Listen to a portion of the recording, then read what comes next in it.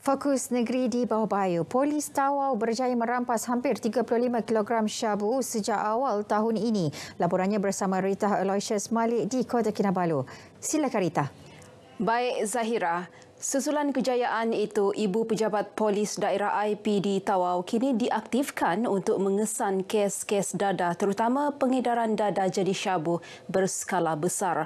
Kes terbaru melibatkan penahanan seorang lelaki disyaki pendatang asing tanpa izin di Kampung Kurnia Jaya, Batu Empat, Jalan Apas, Tawau bersama dadah seberat hampir 3.1 kilogram Isnin lalu.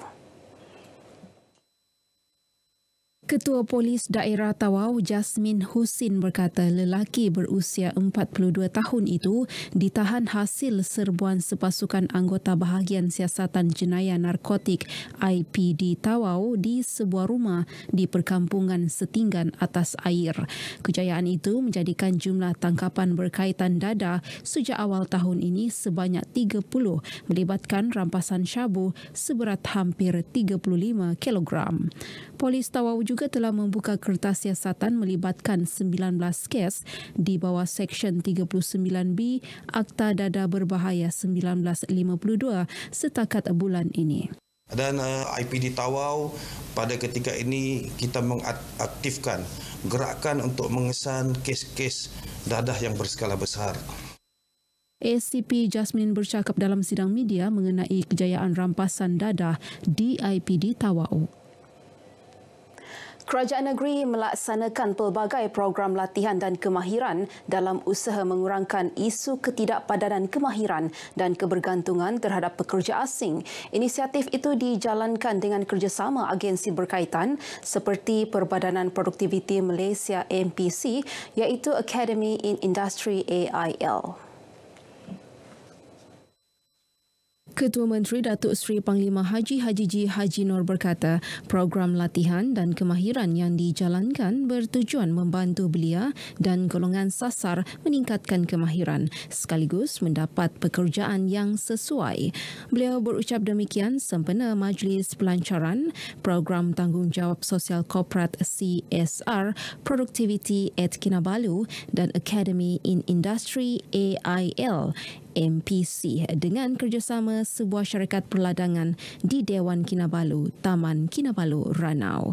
Teks ucapannya dibacakan Pembantu Menteri kepada Ketua Menteri, Datuk Ruslan Muharram.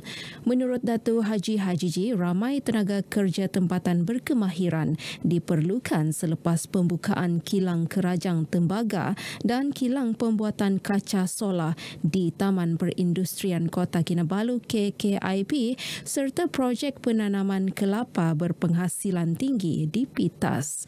Sempena program CSR ini, Datuk Ruslan menyampaikan 50 helai jaket seragam dan wang tunai kepada Persatuan Malim Gunung Kinabalu, Pemangkina. Turut menerima sumbangan Sekolah Kebangsaan Bundu Tuhan, Sekolah Menengah Kebangsaan Bundu Tuhan dan Madrasah Rumah Transit Mualaf Sabah. Sebagaimana yang kita saksikan memberi kepada 10,000 kepada sekolah, kepada sekolah menengah, sekolah rendah dan juga Malim Gunung dan Benderasa dan juga transit Mualaf yang banyak membantu kepada masyarakat pada keseluruhannya. Dan harapan kita semoga program ini kita dapat memberi ruang dan peluang kepada semua rakyat di negeri Sabah. Pihak berkuasa tempatan PBT di negeri ini memerlukan peruntukan tambahan bagi menjayakan konsep air hijau. Konsep air hijau berlandaskan pendekatan infrastruktur hijau untuk mengurangkan kesan Pulau Haba dan risiko bencana berkaitan kebakaran, kemarau dan banjir. Pembantu Menteri Kerajaan Tempatan dan Perumahan, Datuk Isnin Aliasni berkata, konsep air hijau merangkumi pendigitalan lestari dan komponen hijau dalam penggunaan lampu solar, sistem penuaian air hujan dan material telap air menerusi konsep 5R, refuse, reduce, reuse, recycle and recovery. Justru kementeriannya akan memohon peruntukan tambahan daripada kerajaan negeri bagi menjayakan konsep air hijau. Di peringkat daripada negeri memang kita sediakan peruntukan diserahkan kepada PBT. Dan begitu juga peruntukan daripada pusat, tapi memang tidak mencukupi lah.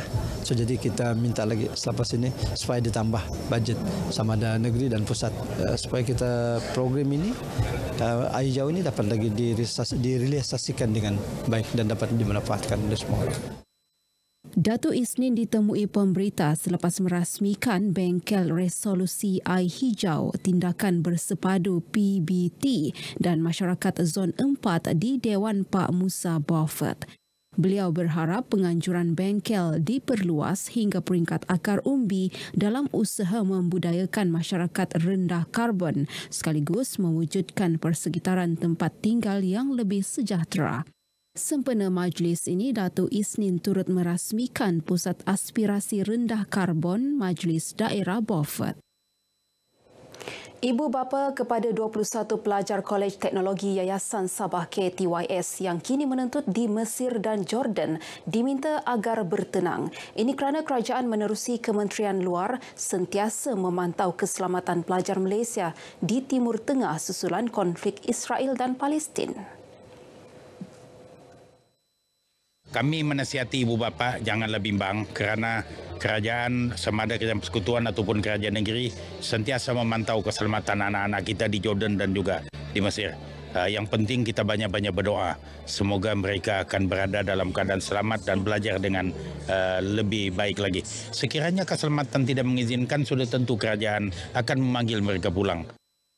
Samin menyatakan demikian ketika ditemui pemberita selepas menghadiri Istiadat Convocation KTYS ke-26 di Pusat Konvensyen Antarabangsa Sabah SICC Kota Kinabalu.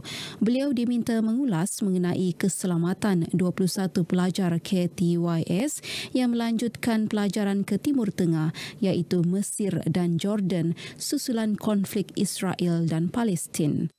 Dalam perkembangan lain, Samin menyambut baik 5 inisiatif yang digariskan kerajaan negeri untuk memastikan kejayaan KTYS di persada pendidikan negara. Inisiatif itu termasuk pemberian bantuan bulanan RM500,000 bersamaan RM6 juta pada tahun 2024 dan geran khas RM10 juta untuk kos operasi serta utiliti KTYS. Muzium Sabah akan menganjurkan pameran khas Dirgahayu Tuan Yang Terutama bersempena ulang tahun kelahiran ke-70 yang di-Pertuan Negeri Sabah. Pameran bermula 16 Oktober 2023 hingga 1 Mei 2024. Menurut Timbalan Pengarah Pengurusan Jabatan Muzium Sabah, Su Chin Sidi, pameran khas itu diadakan untuk mempamer fungsi, peranan serta aktiviti-aktiviti sosial dan kemasyarakatan yang di-Pertuan Negeri sebagai payung perpaduan dan kesejahteraan rakyat.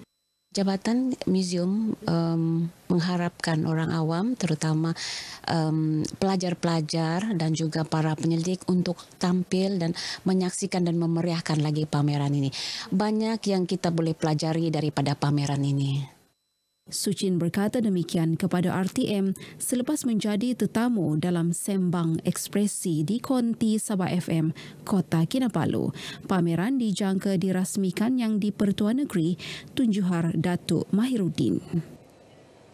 Guru prasekolah memainkan peranan penting mengembangkan potensi murid dalam bidang akademik dan kurikulum.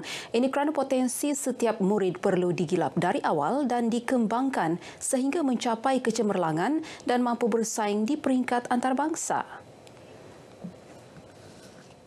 Timbalan Pengarah Pendidikan Sektor Pengurusan Sekolah Jabatan Pendidikan Negeri Abidin Marjan berkata, pendidikan prasekolah tidak wajar tertumpu kepada akademik semata-mata, sebaliknya mencakupi pembangunan kemahiran insania seperti personaliti, bakat serta keupayaan mental dan fizikal.